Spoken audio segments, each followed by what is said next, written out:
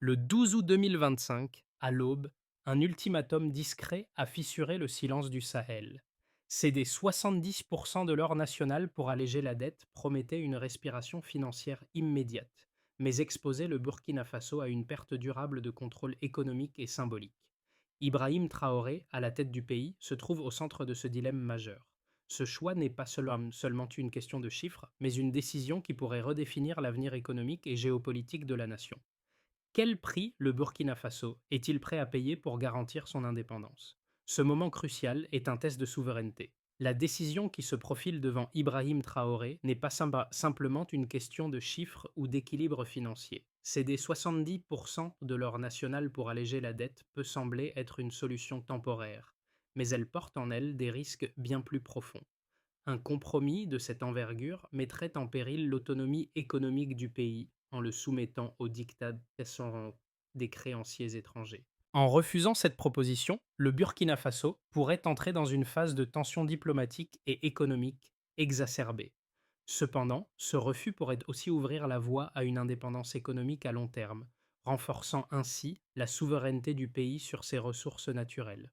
Pour Ibrahim Traoré, le choix est lourd de conséquences. Chaque direction prise marquera l'histoire du pays et pourrait redéfinir son rôle au sein de la région sahélienne. À court terme, le défi est de maintenir une stabilité économique. À long terme, le véritable enjeu est de garantir que l'avenir du Burkina Faso reste entre ses propres mains.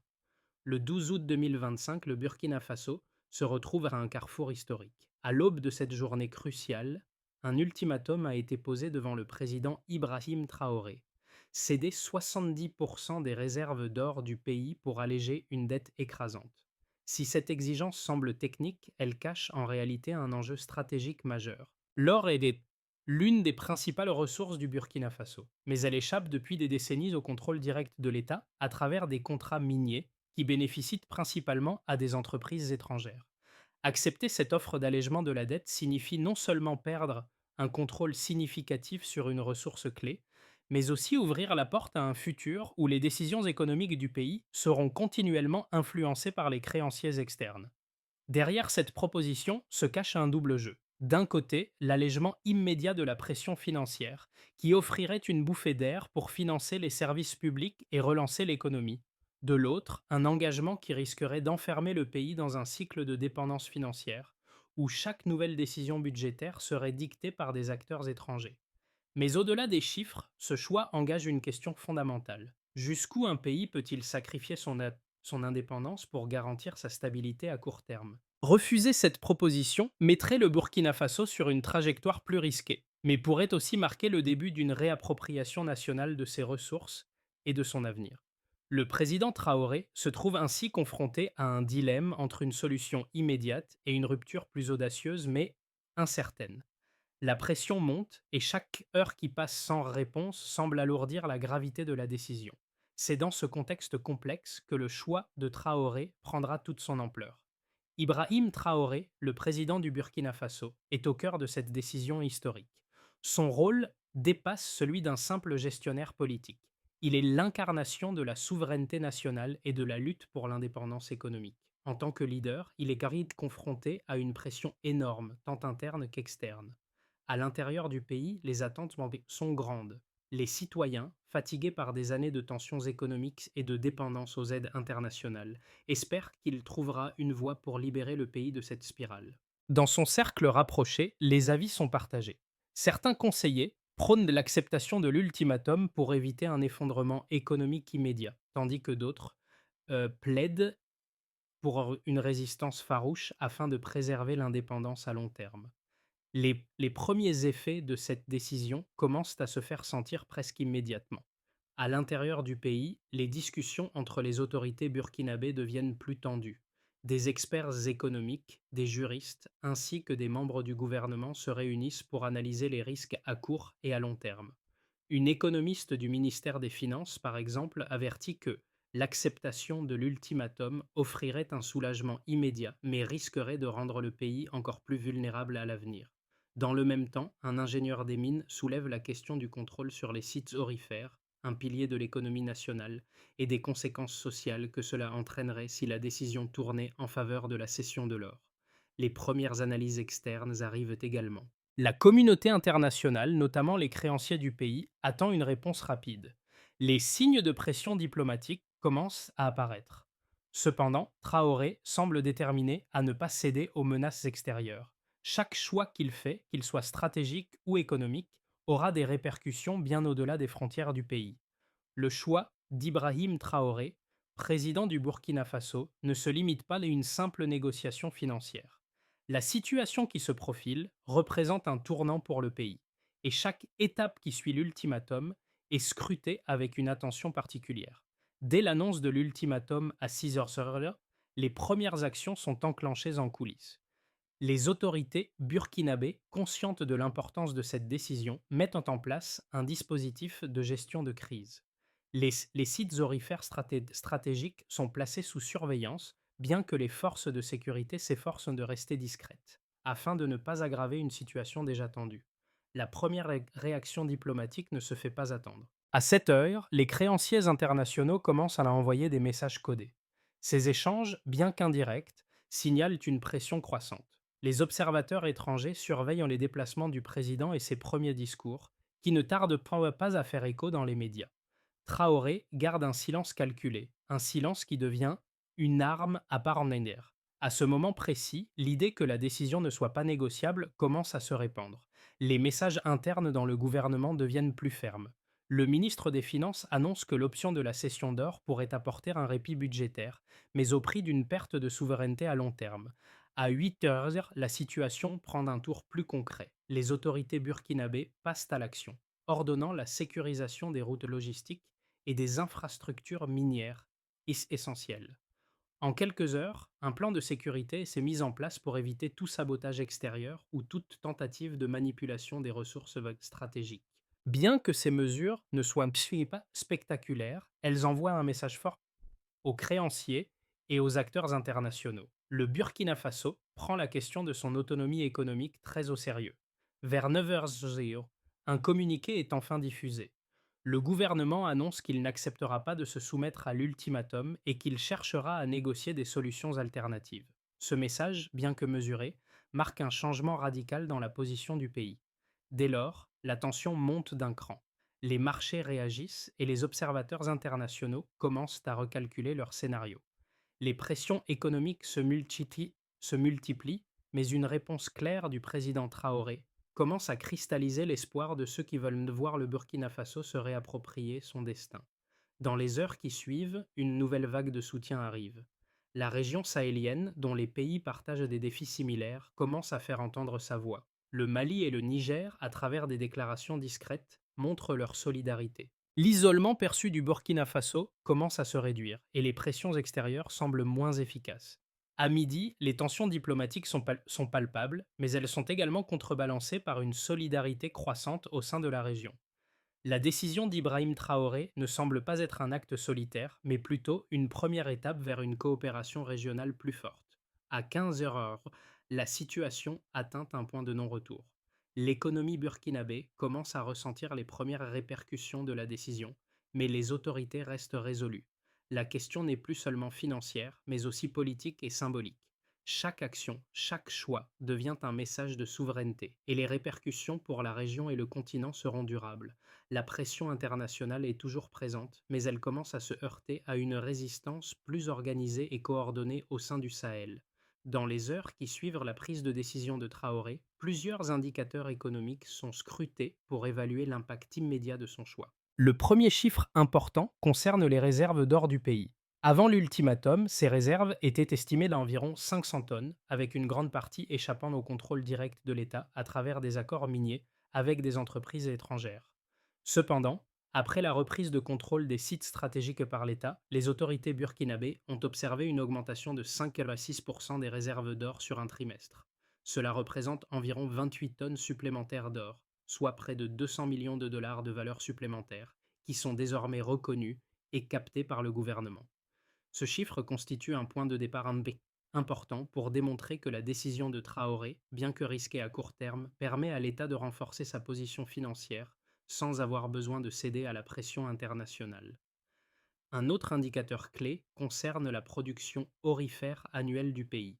Avant la crise, le Burkina Faso produisait environ 85 tonnes d'or par an. Toutefois, près de 60% de cette production échappait à la gestion directe de l'État, transitant par des entreprises minières étrangères et des circuits financiers extérieurs. Après la reprise partielle du contrôle des sites miniers, les autorités estiment qu'environ 40% de la production, soit près de 34 tonnes d'or, resterait désormais sous ce contrôle national. Ce changement de répartition permet au pays de peser davantage sur les volumes exportés, les conditions de transformation et la redistribution des revenus générés. Bien que cette réorientation ne signifie pas une nationalisation totale, elle marque un tournant significatif dans la gestion des ressources naturelles du pays. Le troisième indicateur important concerne l'impact économique global de la décision sur le produit d'intérieur brut, PIB. Les premières de projections macroéconomiques ont estimé que le PIB du Burkina Faso pourrait enregistrer une contraction de 3,2% à court terme en raison des tensions avec les créanciers et du ralentissement de certains flux commerciaux. Bien que cette contraction semble sévère, elle doit être comparée à une situation antérieure déjà fragile où le pays dépendait fortement de l'aide extérieure pour maintenir sa croissance. Ce recul économique n'est donc pas perçu comme une condamnation définitive, mais plutôt comme un coup de transition dans un processus plus large de réappropriation des ressources et de redéfinition de l'autonomie économique du pays. Ces trois chiffres, bien qu'indicatifs d'un impact immédiat, ne racontent pas l'histoire complète. Ils montrent toutefois que la décision d'Ibrahim Traoré, loin d'être une simple réaction émotionnelle, est soutenue par des preuves concrètes.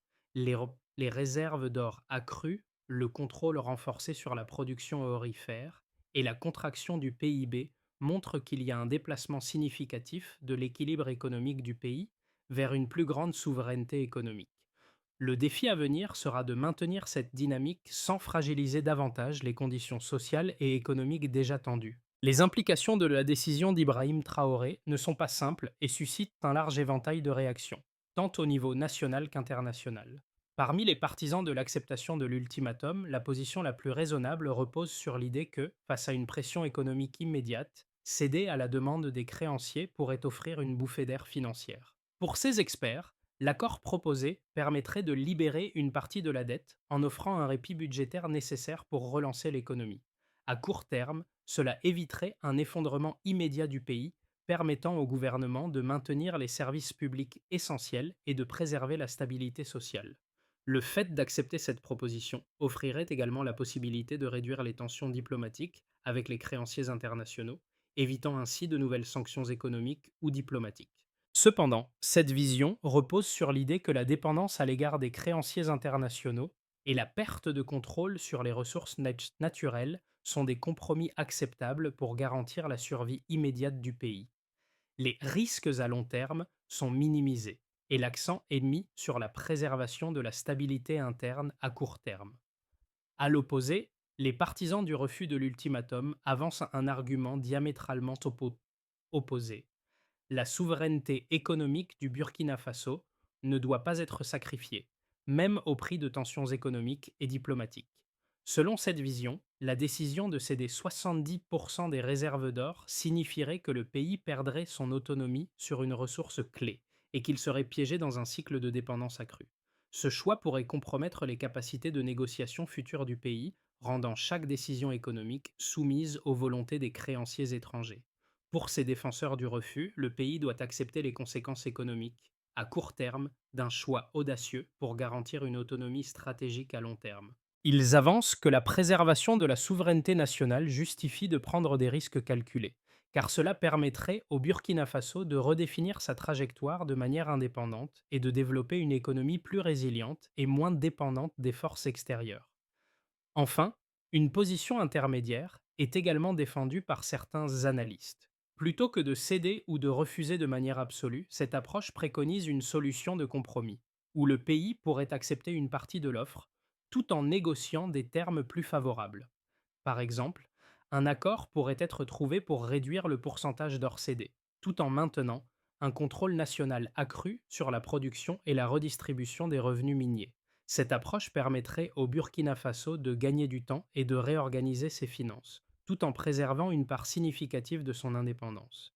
À mi-parcours de la crise, une nouvelle révélation bouleverse le cadre de la décision. Le Burkina Faso, loin d'agir seul dans ce contexte géopolitique tendu, fait émerger un élément clé, la création du bouclier AES. Ce pacte régional, discrètement mis en place en amont, implique non seulement le Burkina Faso, mais aussi le Mali et le Niger. Ce cadre de coopération mutuelle garantit un soutien en matière de défense, de logistique et de sécurisation des ressources stratégiques. Ce n'est pas un simple accord de défense, mais un engagement commun pour contrer les pressions extérieures, en particulier celles exercées par les créanciers internationaux. La révélation de ce bouclier modifie radicalement la perception du rapport de force. Ce qui semblait être un affrontement isolé devient maintenant un jeu régional, où les pays du Sahel se soutiennent mutuellement face aux défis extérieurs. Pour Ibrahim Traoré, cette information joue un rôle stratégique crucial. Elle transforme la décision de refus en un acte soutenu par une coalition régionale. Le message envoyé est clair. Le Burkina Faso, loin d'être vulnérable et isolé, fait désormais partie d'un front commun capable de défendre sa souveraineté. Les répercussions immédiates de la décision d'Ibrahim Traoré sont multiples et visibles à plusieurs niveaux. Sur le plan économique, le refus de céder 70% des réserves d'or du pays a engendré une série d'effets qui se sont rapidement manifestés à la fois à l'intérieur du Burkina Faso et sur la scène internationale. À court terme, les sanctions économiques et la pression diplomatique se sont intensifiées. Les créanciers internationaux ont immédiatement durci leur position et des restrictions ont été imposées sur l'accès à certains marchés financiers, compliquant ainsi la gestion de la dette à court terme. Ce durcissement a conduit à une légère dépréciation de la monnaie nationale et à un accroissement des coûts d'importation, particulièrement pour les biens de consommation essentiels. Cependant, malgré ces défis économiques immédiats, les autorités burkinabées ont observé plusieurs signes positifs qui indiquent que la décision pourrait offrir à long terme un rééquilibrage stratégique de l'économie nationale. Un premier indicateur est la hausse des réserves d'or, qui, comme mentionné précédemment, ont augmenté de 5,6% en 3 mois. Cette augmentation a permis au pays de renforcer sa position financière, offrant ainsi plus de liquidités pour des projets internes essentiels, notamment dans les infrastructures et les services publics. Les autorités estiment que ces réserves accrues donneront au pays une plus grande marge de manœuvre pour négocier de futurs accords financiers plus avantageux. De plus, la reprise partielle du contrôle des sites aurifères a déjà commencé à avoir un impact positif sur l'industrie minière nationale. Le Burkina Faso, qui produisait auparavant environ 85 tonnes d'or par an, a vu sa part de production sous contrôle national passer de 40% à 60%, soit une augmentation substantielle de la quantité d'or extrait et gérée directement par l'État. Cette réorientation pourrait à terme générer davantage de revenus pour l'État, réduisant ainsi sa dépendance à l'aide extérieure et augmentant sa capacité à financer des projets de développement nationaux. Les communautés locales, particulièrement celles situées près des sites miniers, commencent à sentir les premiers effets bénéfiques de cette politique. Les investissements dans les infrastructures locales, telles que les routes et les écoles, se multiplient et l'optimisme grandit parmi les travailleurs miniers quant à la répartition plus équitable des bénéfices. À l'échelle régionale, l'impact est également significatif. Le soutien discret mais décisif des pays voisins, notamment le Mali et le Niger, a permis de réduire l'isolement diplomatique du Burkina Faso. Le bouclier AES s'est révélé être une réponse efficace à la pression exercée par les créanciers internationaux, et la coopération régionale a renforcé la position de Traoré. Les discussions sur des partenariats économiques intra-sahéliens se multiplient, et la stabilité politique croissante au sein du Sahel commence à se traduire par une ouverture plus importante vers les marchés asiatiques, notamment la Chine, qui se montre de plus en plus intéressée par l'accès direct aux ressources naturelles de la région. Sur le plan social, les répercussions de la décision d'Ibrahim Traoré se font sentir de manière plus nuancée. Les tensions internes augmentent à court terme, avec des protestations dans certaines régions où les prix des biens essentiels commencent à grimper. Cependant, l'idée d'une réappropriation des ressources nationales et d'une plus grande indépendance semble avoir trouvé un écho favorable auprès de nombreuses populations locales, qui perçoivent cette décision comme un acte de souveraineté et de fierté nationale. Le débat sur la répartition des richesses naturelles se renforce et des initiatives locales voient le jour pour maximiser l'impact positif de ces changements. Dans les mois qui suivront la décision historique d'Ibrahim Traoré Plusieurs trajectoires possibles se dessinent pour le Burkina Faso, en fonction de la manière dont les événements évolueront. Trois scénarios se distinguent, chacun avec ses propres avantages et risques, et chacun influencera de manière décisive l'avenir du pays. Le premier scénario, appelé consolidation prudente, repose sur une stabilisation progressive de la situation économique et politique du Burkina Faso. Après le choc initial des sanctions et de l'isolement diplomatique, le pays parvient à surmonter les difficultés économiques grâce à l'augmentation de la production minière et à une gestion rigoureuse des finances publiques. Dans ce scénario, la croissance reste modeste mais stable. Les autorités continuent à mener des négociations discrètes et avec des partenaires non occidentaux, notamment avec des pays d'Afrique de l'Ouest et d'Asie. Le Burkina Faso parvient à maintenir ses services publics essentiels tout en réduisant progressivement sa dépendance à l'aide extérieure. Toutefois, ce scénario implique un coût social important, car les populations continuent de souffrir des effets de l'inflation et des tensions internes. L'absence de réformes structurelles profondes pourrait empêcher le pays de sortir de sa dépendance vis-à-vis des exportations de matières premières. Le second scénario, plus favorable, repose sur un effet d'entraînement régional. Dans ce scénario, le Burkina Faso, soutenu par ses partenaires du Mali et du Niger, réussit à mettre en place une véritable coopération intra-sahélienne. Le bouclier AES devient un cadre actif de coopération économique, facilitant des échanges commerciaux et des investissements régionaux dans les infrastructures et les ressources stratégiques. Le Burkina Faso bénéficie ainsi d'un accès plus direct aux marchés asiatiques, attirant de nouveaux investissements, notamment dans les secteurs miniers et énergétiques. Cette dynamique positive permet à l'économie burkinabé de croître plus rapidement et à la société de bénéficier de nouveaux programmes sociaux financés par les revenus miniers. Les tensions internes diminuent progressivement, car les populations voient des améliorations concrètes dans leurs conditions de vie. Ce scénario offre un avenir plus prospère, mais il nécessite une coopération régionale forte et un engagement constant pour éviter les divisions politiques internes. Le troisième scénario, plus risqué, est celui de l'isolement accru. Dans ce cas, les pressions internationales s'intensifient, les sanctions économiques sont renforcées, et le pays se trouve dans une spirale d'inflation, de pénurie et de déstabilisation interne. Les tensions diplomatiques avec les créanciers et les partenaires internationaux conduisent à des ruptures dans les chaînes d'approvisionnement et à une hausse significative des coûts pour la population. Les répercussions sociales deviennent plus graves, avec des protestations populaires et une instabilité croissante. Cependant, malgré ces défis, le Burkina Faso réussit à maintenir un contrôle relativement ferme sur ses ressources, notamment l'or, et l'économie nationale commence lentement à se réorganiser autour de ce secteur stratégique. Le coût humain de ce scénario est élevé, mais à long terme, le pays pourrait émerger plus résilient, bien que très affaibli économiquement. Chacun de ces scénarios comporte des risques, mais également des opportunités.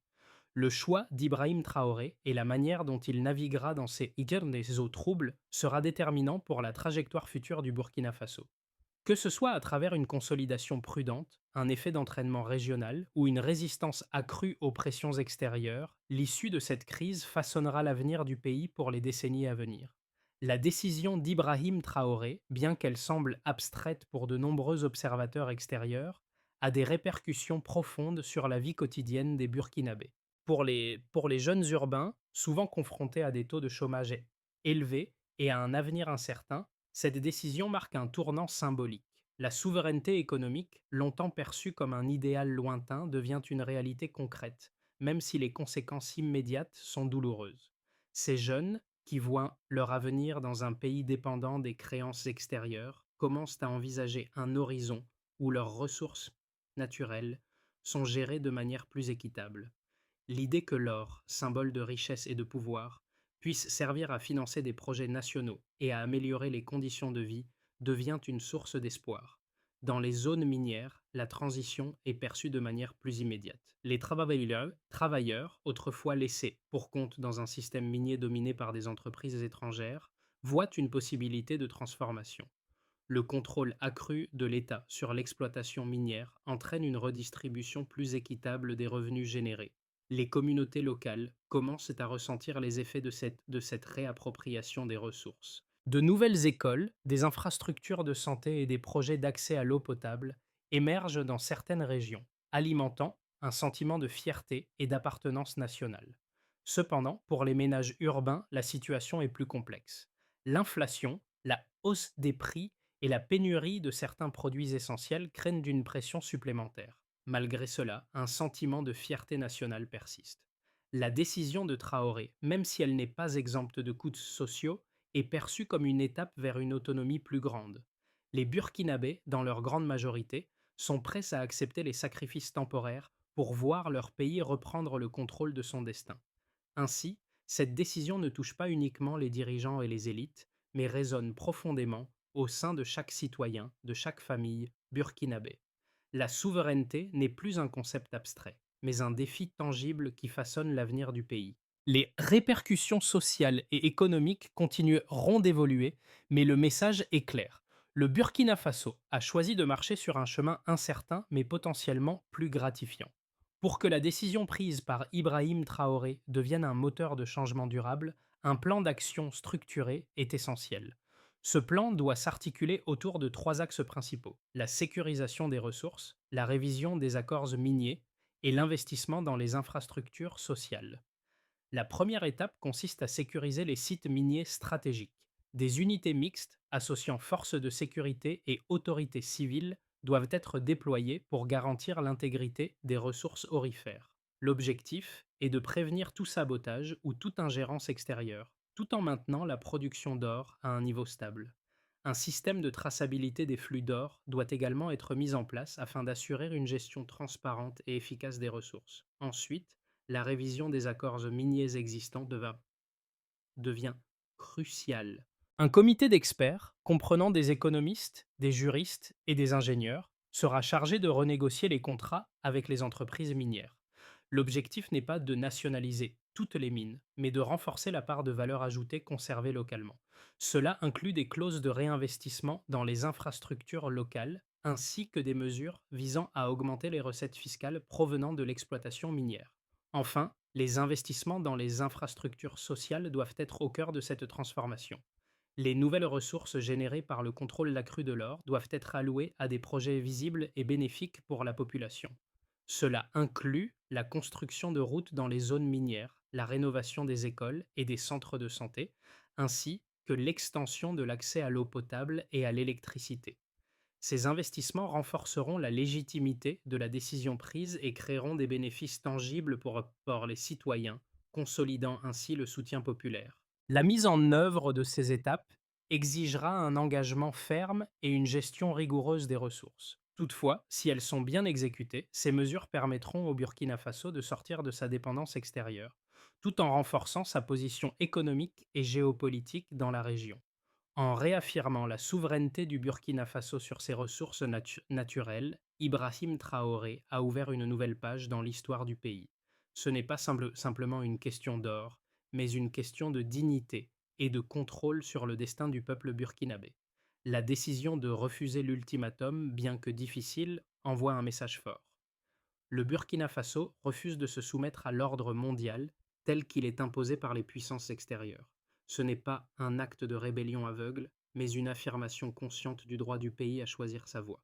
Cette décision marque un tournant, non seulement pour le Burkina Faso, mais aussi pour la région du Sahel. Ce choix rappelle que la souveraineté, bien que difficile à maintenir, est un principe fondamental qui façonne les sociétés et les nations. En regardant vers l'avenir, il est clair que la route sera semée d'embûches, mais le chemin tracé aujourd'hui par Ibrahim Traoré offre une lueur d'espoir pour un avenir où le Burkina Faso et peut-être d'autres nations de la région pourront véritablement prendre en main leur destin économique et politique. À travers ce geste, le peuple burkinabé se rappelle que la souveraineté n'est pas un droit acquis, mais un combat quotidien. Un combat qui, avec persévérance et stratégie, peut redéfinir la place d'un pays sur la scène mondiale. La décision d'Ibrahim Traoré ne marque pas seulement un tournant pour le Burkina Faso, mais elle ouvre également une conversation plus large sur la souveraineté économique dans le monde contemporain. Comment un pays peut-il concilier ses ambitions de développement avec les pressions internationales? Jusqu'où une nation peut-elle aller pour préserver son indépendance tout en garantissant la stabilité interne? Le cas du Burkina Faso et les choix stratégiques de ses dirigeants suscitent des réflexions sur l'équilibre entre souveraineté et coopération internationale. À travers cette décision, Traoré rappelle que l'autonomie d'un pays est un processus complexe, où chaque choix a des conséquences durables. Le chemin qu'il a tracé n'est pas exempt de défis, mais il offre une perspective nouvelle sur la gestion des ressources naturelles, la diplomatie régionale et les stratégies de développement durable. Les autres nations, particulièrement celles du Sahel, observent de près ces événements, conscients que l'avenir du Burkina Faso pourrait bien être celui de la région. Comment percevez-vous cette évolution dans l'histoire du Sahel? Le Burkina Faso réussira-t-il à maintenir cette trajectoire audacieuse vers l'indépendance économique et politique?